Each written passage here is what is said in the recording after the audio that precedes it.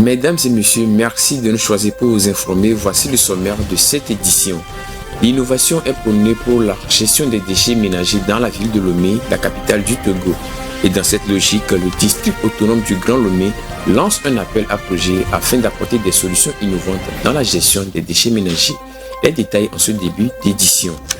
L'Agence internationale pour les énergies renouvelables prévient dans un rapport que l'expansion des énergies renouvelables doit se faire de plus en plus dans les pays développés. Quelle est la place de l'Afrique dans cette ambition? Vous le saurez dans cette édition. Et en France, nous parlerons de la tempête Ciara qui a balayé l'ouest de l'Hexagone. C'est tout pour les titres. Bienvenue dans cette édition.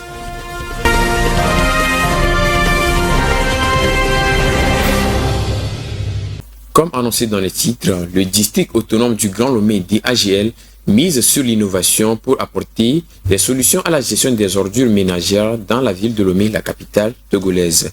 Ainsi, les entreprises et entrepreneurs du Togo ont jusqu'au 15 janvier 2024 pour répondre à un appel à projet en vue d'atteindre cet objectif. Voyons cela avec Alessandra Adikambi. Le district autonome du Grand Lomé DAGL, l'entité territoriale qui couvre la ville de Lomé et ses communes environnantes, est à la recherche de solutions de valorisation susceptibles de réduire la quantité de déchets transférés au centre d'enfouissement technique d'Akepe, situé à environ 20 km du centre-ville de Lomé. L'appel à projet qui se referme le 15 janvier 2024 s'adresse exclusivement aux jeunes entrepreneurs et entreprises togolaises. Les candidats devront disposer de techniques concrètes pour le recyclage des déchets organiques en de nouveaux produits. Sur les 190 000 tonnes de déchets organiques produits par an dans le Grand Lomé, le district autonome du Grand Lomé veut valoriser 10 000 tonnes par an. Le district autonome du Grand Lomé génère également 40 000 tonnes de plastique sur les 190 000 tonnes de déchets ménagers produits par an dans le Grand Lomé. L'ambition de l'entité territoriale est de recycler 1000 tonnes de déchets plastiques annuellement. Le même volume de débris de verre sera valorisé sur 5 000 tonnes mises en décharge par an. Au moins 50 000 tonnes de déchets métaux seront aussi valorisés sur les 25 000 tonnes produits par an. Le cahier de charge du district autonome du Grand Lomé prévoit aussi la valorisation de 1000 tonnes de papier en carton usagé sur les 10 000 tonnes générées sur les 12 mois.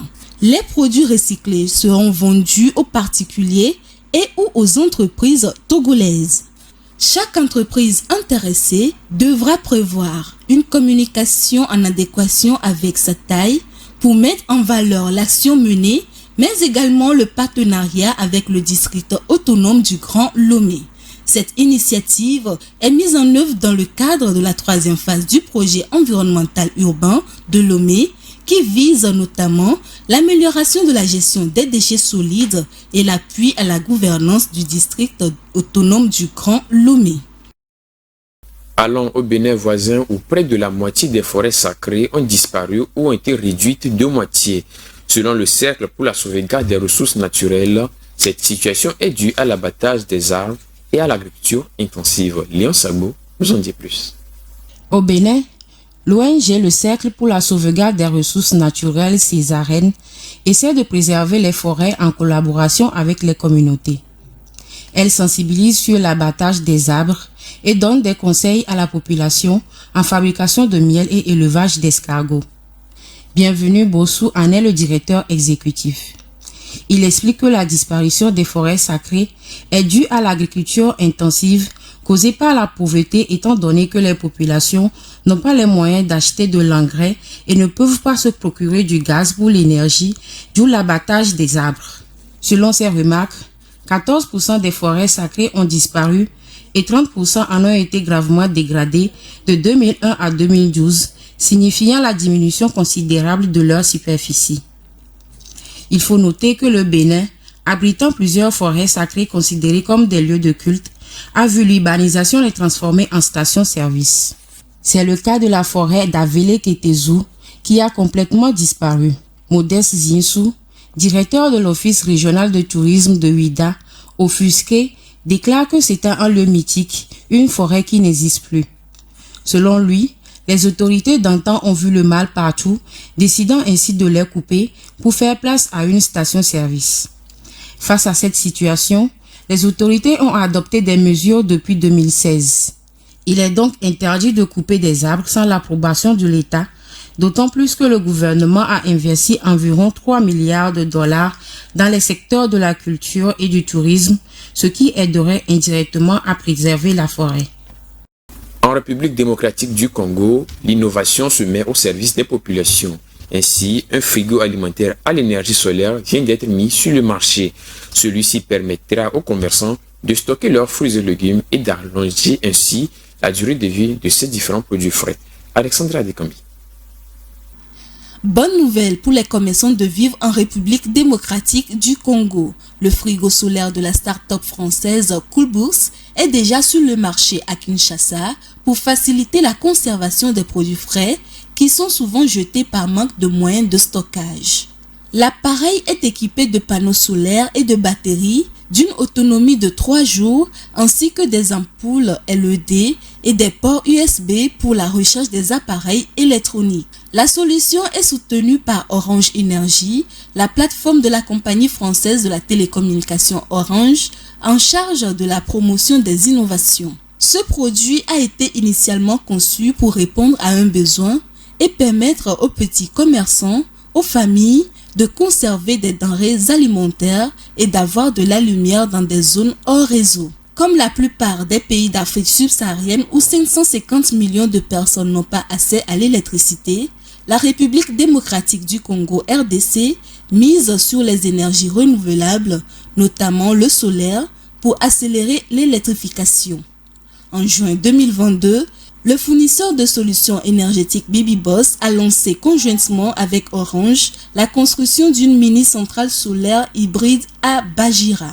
L'installation devait permettre non seulement l'alimentation de pylônes de la multinationale, mais également d'électrifier 150 000 personnes dans la province du Sud Kivu. Direction le nord de l'Afrique, en Égypte plus précisément, où la Commercial International Bank a décidé d'investir 100 millions de dollars dans les obligations vertes au pays des pharaons. Ces fonds permettront de financer les projets qui concourent à la préservation de l'environnement. Irène Papadina nous en dit plus. Les projets environnementaux égyptiens bénéficieront d'une subvention de 100 millions de dollars. Ce fonds, débloqué par la Commercial International Bank, s'inscrit dans le cadre d'une obligation verte qui servira à financer des projets de préservation de l'environnement. Ceci à travers la lutte contre le changement climatique et la réduction des émissions de gaz à effet de serre dans le pays. Selon l'Agence de notation sociale et environnementale internationale, Viego Iris, l'Égypte dispose d'un portefeuille total de projets verts éligibles de 1,9 milliard de dollars, dont environ 16% des énergies renouvelables, 19% de transport propre, 26% de gestion durable de l'eau et des eaux usées, 39% de la prévention contre la pollution. Ainsi, ces obligations peuvent lui permettre d'intégrer aisément le développement durable dans ses plans économiques et budgétaires. Pour rappel, cette initiative survient après l'émission en 2020 par l'Égypte des premières obligations vertes souveraines de la région du Moyen-Orient et de l'Afrique du Nord. Ce pays d'Afrique du Nord, qui compte plus de 100 millions d'habitants, désormais s'engagera à travers ce mécanisme à renforcer ses investissements dans des projets verts plus respectueux de l'environnement. L'accélération dans l'expansion des énergies renouvelables doit être plus forte dans les pays en développement, selon un rapport de l'Agence internationale pour les énergies renouvelables IRENA. Ce rapport promeut pour l'Afrique des investissements dans les énergies renouvelables et la réduction de la production des combustibles fossiles. Irène Papadina, dans ce commentaire, nous en dit plus. Les énergies renouvelables doivent progresser plus rapidement dans les pays en développement pour limiter le réchauffement mondial à 1,5 degré Celsius par rapport à l'ère industrielle. Selon l'Agence internationale pour les énergies renouvelables IRENA, les capacités d'énergie renouvelable doivent être accrues plus rapidement dans les pays en développement compte tenu de la demande croissante d'électricité et du rôle important des énergies renouvelables pour remédier au déficit significatif d'accès à l'énergie dans ces pays. L'agence en a fait l'une de ses principales recommandations pour tripler d'ici 2030 la capacité mondiale de production d'énergie renouvelable. Cela permettra de contribuer à limiter le réchauffement climatique, conformément à l'objectif fixé par le sultan Al-Jaber, président de la COP 28 qui se tiendra du 30 novembre au 12 décembre sous l'égide de l'ONU à Dubaï. Ces mesures devront être complétées par une réduction progressive de la production de combustibles fossiles par l'amélioration, la modernisation et l'extension des infrastructures physiques. Dans cette optique, Irina plaide pour une réforme de l'architecture financière mondiale qui permettrait de soutenir la transition énergétique de pays de l'hémisphère sud. Les financements liés au climat provenant des banques de développement doivent être accrus et les capitaux publics redirigés du secteur des combustibles fossiles vers les énergies renouvelables. Direction l'Europe pour parler cette fois-ci de la tempête Ciara, annoncée quelques jours par les services météorologiques européens qui a enfin frappé la France. Les vagues violentes et des rafales allant jusqu'à 200 km/h ont frappé l'ouest de l'Hexagone, causant d'énormes dégâts et malheureusement un mort. Voici les images. Des vagues de plus de 10 mètres de hauteur et des rafales de 200 km/h ont balayé l'ouest de la France ce mercredi. D'après Météo France, la tempête Ciaran qui vient de souffler sur la côte ouest de l'Hexagone a entraîné de nombreux dégâts. Au moins 1,2 million de foyers sont privés d'électricité. La violence des vents a causé la mort d'un chauffeur routier dans le département de l'Essonne après qu'un arbre arraché par la tempête est tombé sur son camion. Plus d'une vingtaine de départements sont toujours en vigilance orange le long de la côte nord-ouest du pays et de la Bretagne au nord. Le service français de météorologie a enregistré une vague d'une hauteur impressionnante de 21 mètres à proximité de lignes d'océan. La douceur de la saison d'automne rend vulnérables les arbres qui sont déracinés par la violence des vents, d'après l'agroclimatologue Serge Zaka. Les chutes d'arbres constituent ainsi l'un des principaux dangers provoqués par la tempête. Et dans cette logique, plusieurs voies de circulation sont bloquées par les chutes d'arbres. Cette situation a poussé les autorités à interdire la circulation dans plusieurs régions. Les trains de la Société nationale de chemin de fer SNCF sont mis en arrêt. Cette tempête venue de l'Atlantique n'est pas une première en France. Depuis le début des relevés en 1980, 365 tempêtes ont touché la France métropolitaine.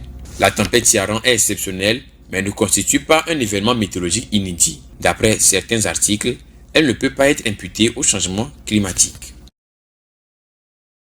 Toujours en France, le gouvernement annonce accorder son accompagnement dans la transition des utilisateurs de pesticides. Ainsi, en dehors de plus de 250 millions d'euros déjà prévus dans le projet financier 2024, de nouveaux crédits doivent être annoncés par la première ministre Elisabeth Borne. Cette nouvelle stratégie a été présentée lundi dernier par la première ministre devant le Conseil stratégique national. Rachid Soumbireko vous en dit plus. Le gouvernement français a présenté lundi dernier une nouvelle stratégie visant à réduire de moitié l'usage des pesticides à l'horizon 2030 par rapport à la période 2015-2017. Les grandes lignes de la nouvelle stratégie Ecophyto 2030 ont été dévoilées devant les membres du comité d'orientation stratégique et de suivi du plan Ecophyto 2+, qui inclut les représentants du monde agricole, des chercheurs et des associations. Ces derniers ont jusqu'à 30 novembre pour faire part de leurs remarques sur le test qui doit être publié début 2024. L'indication de référence est le nombre de doses d'unités NODU qui prend en compte les quantités de pesticides vendus et les surfaces traitées aux doses maximales homologuées. La France est passée d'un NODU de 82 en 2019 à 120,3 en 2018 avant de revenir à 85,7 en 2021. Selon l'objectif du gouvernement, il devrait descendre à environ 50 en 2030. Le gouvernement veut également accompagner la transition des utilisateurs de pesticides en renforçant notamment leur formation ou en aidant leur investissement dans le matériel favorisant les pratiques agroécologiques. En ce sens, le gouvernement propose de se baser sur l'accélération du développement de solutions alternatives non chimiques et chimiques pour mieux se préparer au potentiel retrait de certaines substances actives selon le communiqué du ministère de l'Agriculture. En plus des 250 millions d'euros déjà prévus à cet effet dans le projet de loi de finances 2024, des crédits dédiés à Ecofito 2030 doivent être annoncés par la première ministre Elisabeth Borne. Direction les Caraïbes pour parler de la course aux minerais océaniques qui est au cœur d'une grande rencontre internationale en Jamaïque. Pendant 10 jours, les différents pays participants vont essayer de converger leurs idées afin d'aboutir à un consensus sur le mode d'exploitation des fonds marins. Voici les images. La conquête des fonds marins se profile à l'horizon. Deux nouvelles négociations internationales sur l'exploitation des fonds marins se sont ouvertes le 30 octobre dernier et se poursuivront jusqu'au 8 novembre prochain en Jamaïque. Pendant 10 jours, les 168 pays membres de l'autorité internationale des fonds marins discuteront sur un enjeu majeur, celui de donner le feu vert aux compagnies pour aller labourer le plancher océanique et extraire ses minerais. Sur cette question, les grands acteurs sont divergents. La Chine, qui est discrète sur le dossier, se prépare à une possible ruée vers l'or sous-marine. En effet, l'Empire du Milieu détient aujourd'hui un quasi-monopole sur le marché des minerais et des terres rares. Il a racheté en moins de 20 ans des mines et métaux stratégiques partout sur la planète. Ces minéraux sont essentiellement composés de lithium, de cobalt, de nickel, de manganèse et de graphite. Selon le Centre d'études prospectives et d'information internationale, plus de 70% des matériaux qui sont contenus dans les batteries des véhicules électriques sont raffinés sur le territoire chinois.